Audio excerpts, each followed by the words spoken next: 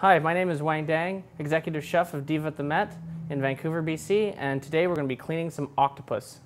One thing with the octopus is we just have to break it down into a less intimidating size to handle with.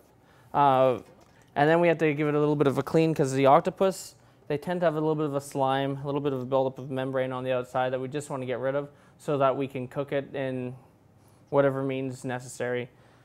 One of the wives' tales about octopus is you see the Japanese say you hit it with a daikon, or the Greeks say you beat it with a rock.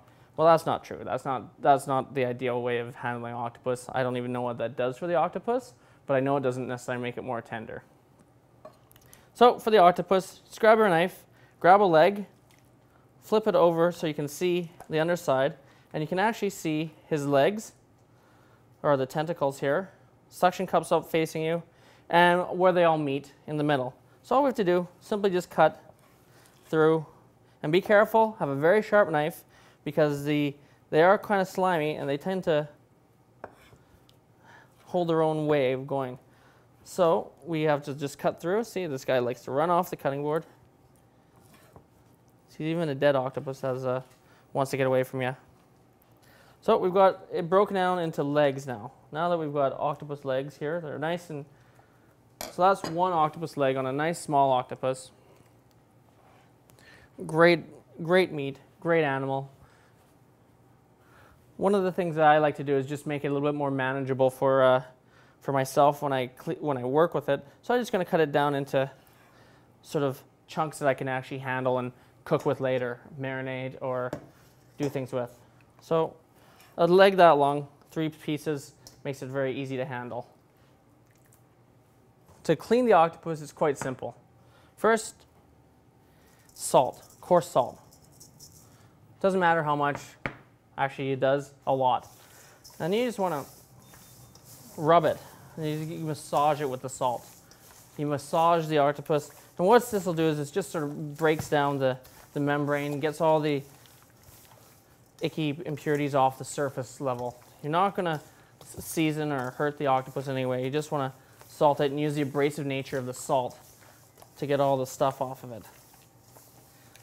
So once you get that, do it for like a good 30 seconds here.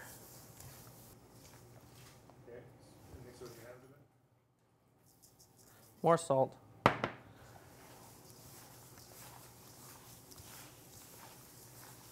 So as you can see, the abrasive nature of the salt is just going to take off all the sea stuff.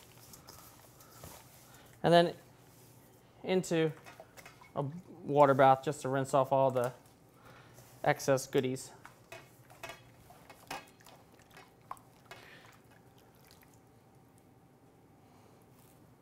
And depending on the octopus, if you get a fresh octopus, a nice fresh octopus in season, you only need to do this once. You don't need to take off all the purple skin or anything like that. You just want to get it so you get nice, plump tentacles, like so. It's nice and tender. Everything's gone. It's not slimy. It's actually kind of abrasive. Smell it. It shouldn't smell like anything at all. No smell.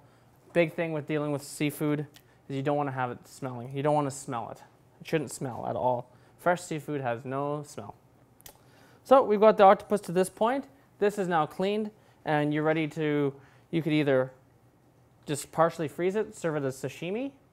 You could poach it in itself like this. One of my favorite things to do is poach it, slow cook it in olive oil, like poach it in olive oil so it cooks ever so slightly, and then you can serve it with some Mediterranean vegetables or olives or whatever you want. Or even like after you poach it in olive oil with like lots of garlic, you can just throw it on the barbecue to get a little bit of the char, and it's just perfect.